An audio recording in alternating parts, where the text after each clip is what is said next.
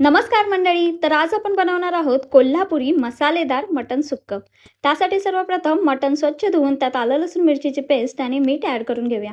आता कुकरमध्ये थोडंसं तेल गरम करून त्यात काही खडे मसाले आणि कांदा चांगला परतवून घेणार आहोत.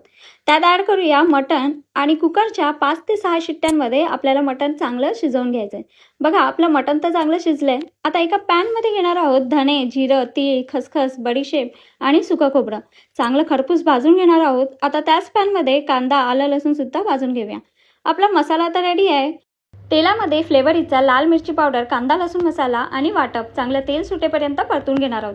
आता त्यात ॲड करूया मटण. मी इथे वापरते आहे फ्लेवरीचा मीठ मसाला, जो आहे चवीला एकदम भन्नाट.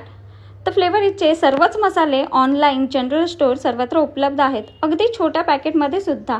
नक्की वापरून बघा आणि रेसिपी नक्की ट्राय करा.